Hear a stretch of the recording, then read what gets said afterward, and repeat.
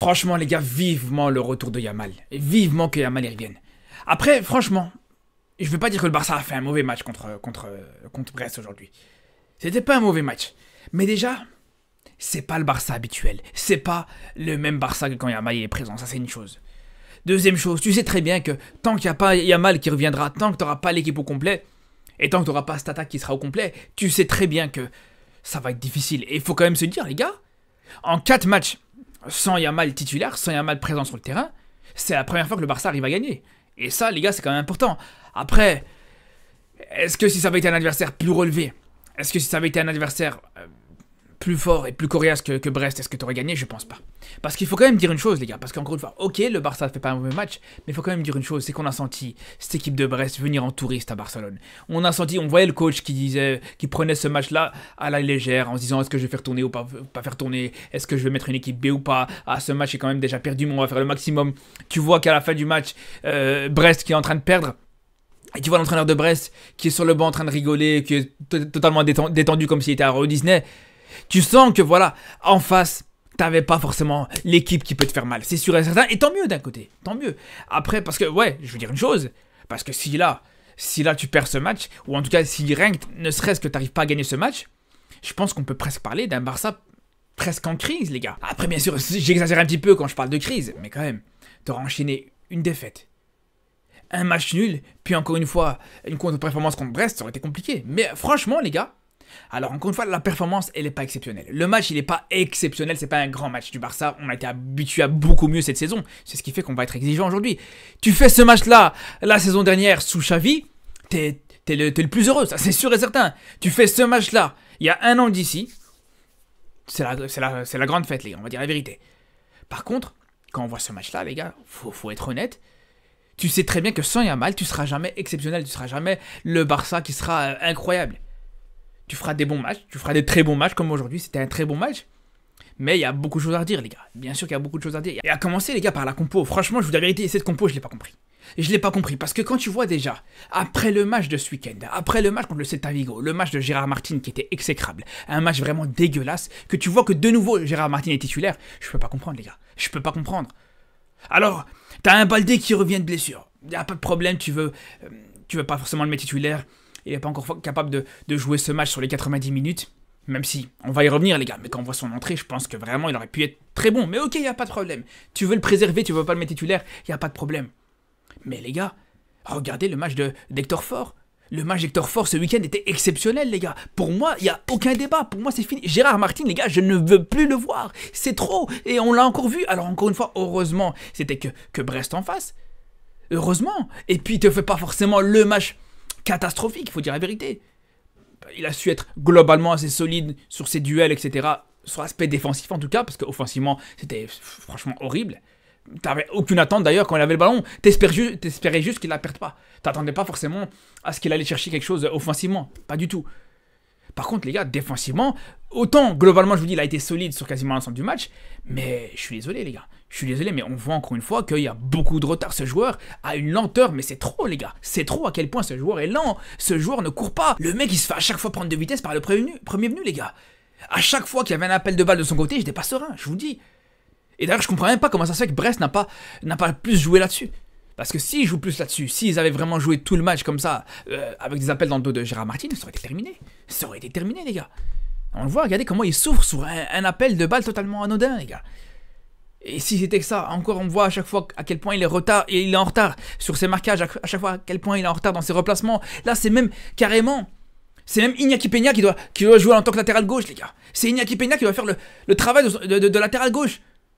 Pendant ce temps-là, Gérard Martin prend le temps de se replacer. C'est pas possible, les gars. Et quand on voit, et on va y revenir encore une fois, mais quand on voit l'entrée de Baldé, c'était le jour et la nuit. Mais bon, il n'y a pas que ça qui n'a pas forcément fonctionné justement dans ce 11. Et encore une fois, les gars, Fermín López, il fait ce qu'il peut, tu peux pas lui en vouloir.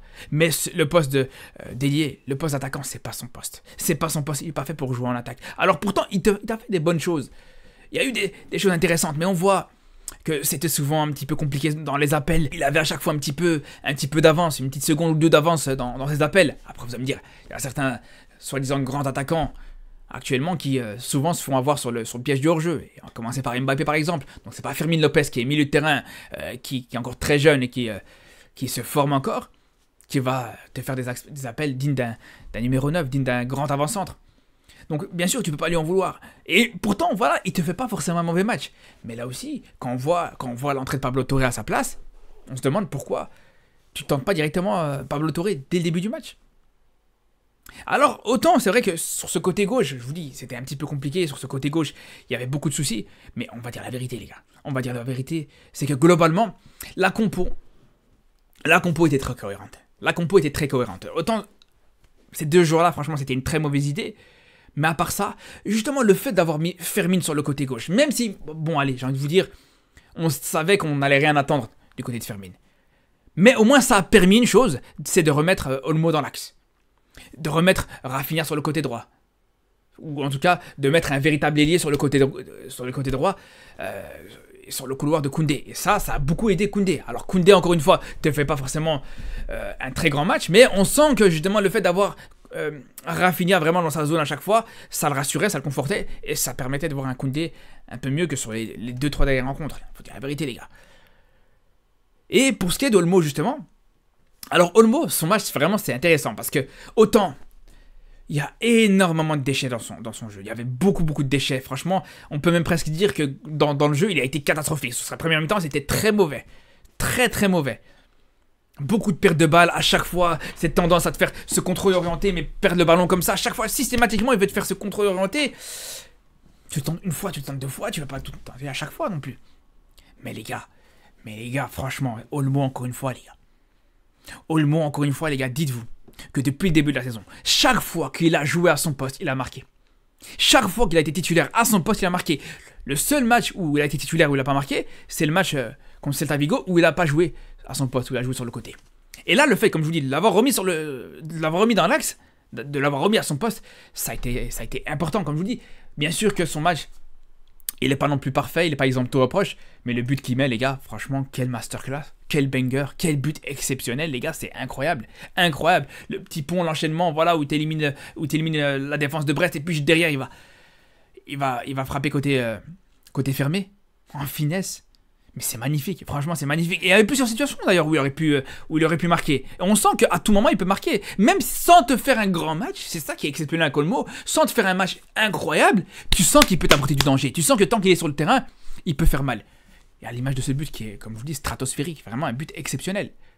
Mais collectivement les gars, au-delà de l'aspect individuel, collectivement, on a vu aussi des très bonnes choses.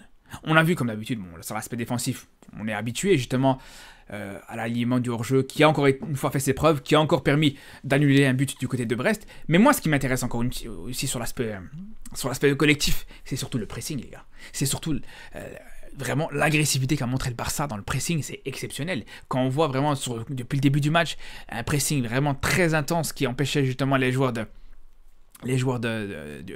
Brest de pouvoir sortir proprement, c'était important. Et quand justement on voit qu'aujourd'hui un Rafinha qui n'a pas forcément été décisif, il n'a pas été décisif, mais justement ce qu'il apporte et le travail qu'il te fait dans le jeu sans ballon, la capacité qu'il a à mettre en difficulté les adversaires dans ce pressing, pour moi c'est comme si c'était décisif. Et d'ailleurs il l'a presque été. Quand on voit justement le 3e but, alors c'est pas directement Rafinha qui récupère le ballon, mais c'est Rafinha qui, encore une fois, il est dans le pressing, même dans les 10 dernières minutes, même à la fin du match, Rafinha est encore présent pour aller presser et pour mettre du danger sur l'adversaire, pour mettre la pression sur l'adversaire, et ça a permis justement à Pablo Torre de récupérer ce ballon. Et c'est là où je suis obligé de parler d'un facteur important pour moi dans ce match-là, ça a été les changements, les gars. Ça a été les changements quand on voit l'entrée de Gavi, l'entrée de Pablo Torre, l'entrée de Baldé. Pour moi, franchement, les changements ont été très très forts aujourd'hui. Il n'y en a qu'un seul qui a été moins bon dans les joueurs qui sont rentrés sur le terrain. Bon, qui est moins bon. Il n'a pas non plus été catastrophique. Il n'a pas eu le temps, en tout cas, de montrer à quel point il peut être catastrophique. Mais bon, bien sûr, je parle de Jong, qui a fait une ou deux petites dingueries en fin de match. Mais on va y revenir plus tard. Mais pour vous dire, les gars, sur les changements, l'entrée de Gavi, franchement...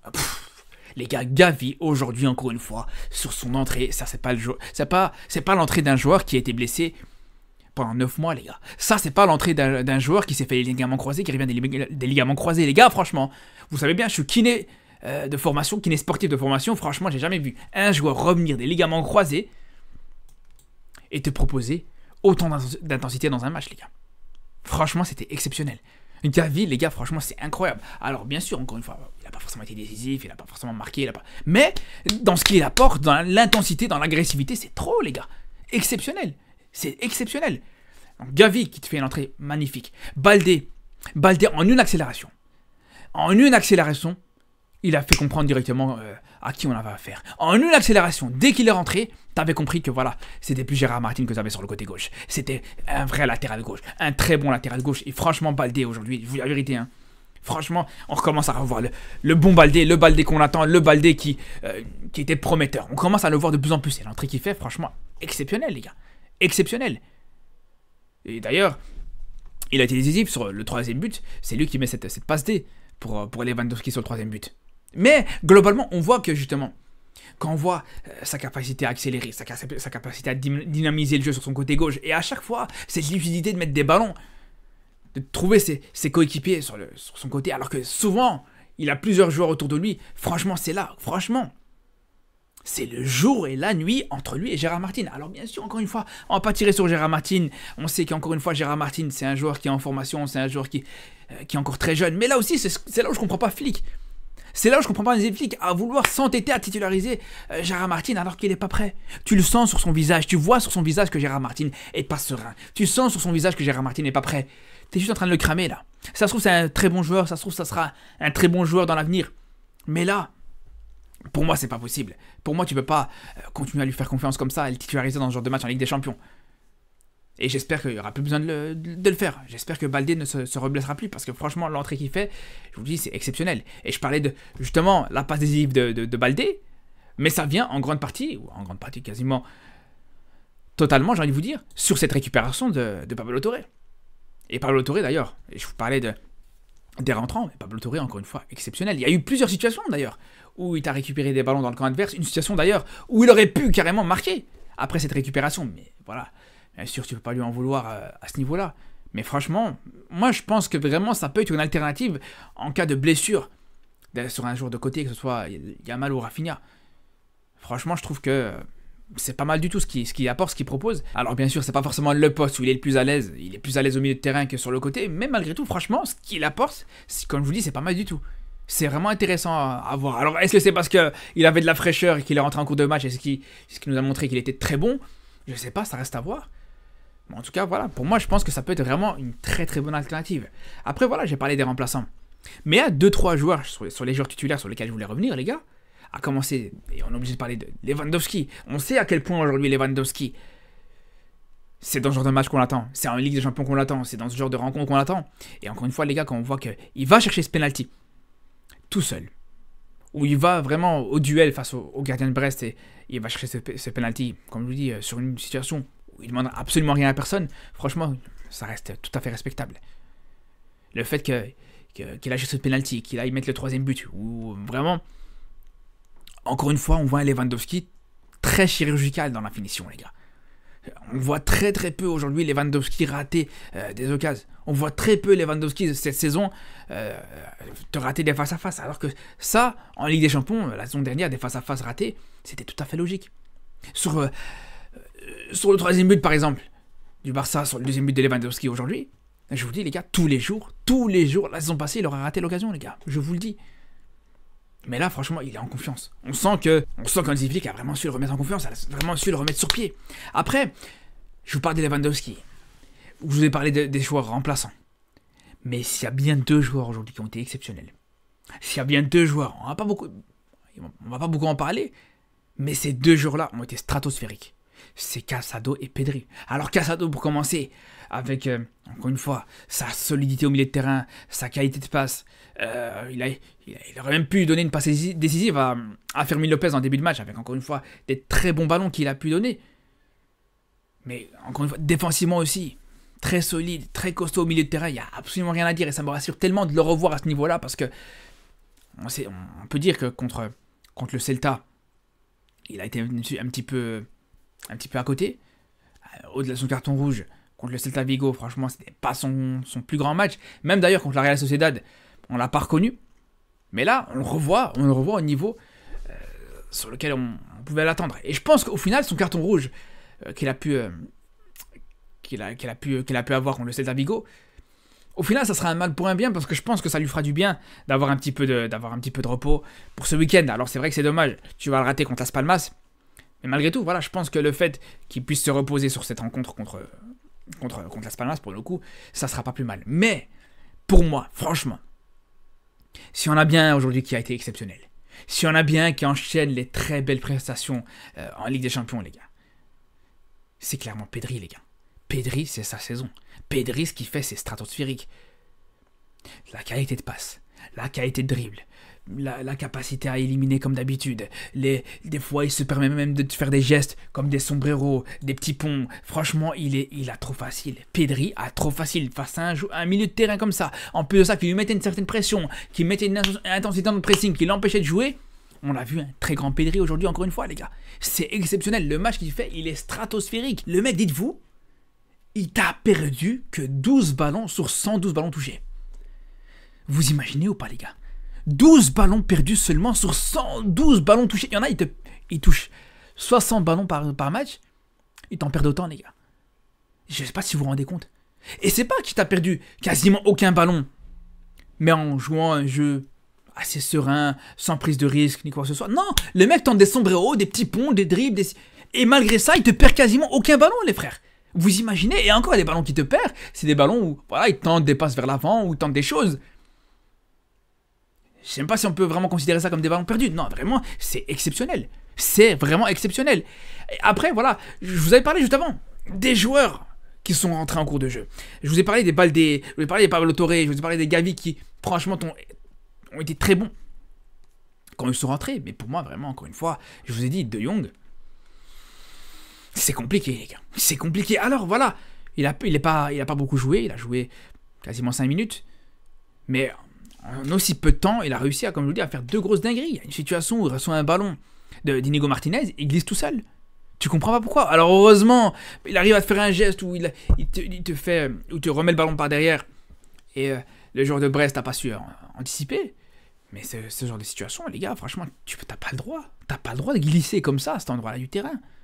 Alors t'as le droit de le faire, je sais pas, si t'es un milieu de terrain qui joue en Ligue 2, à la limite, pourquoi pas. Mais quand t'es un milieu de terrain qui joue au Barça, qui t'appelle De Jong, avec autant d'attentes sur toi, qui soit disant capitaine du club, etc., t'as pas le droit de faire ce genre de choses. Alors vous allez me dire, ok, ça peut arriver, ce genre de choses. Mais les gars, il n'y a pas que ça. Encore une fois, on l'a vu, une situation où on se retrouve dans la surface.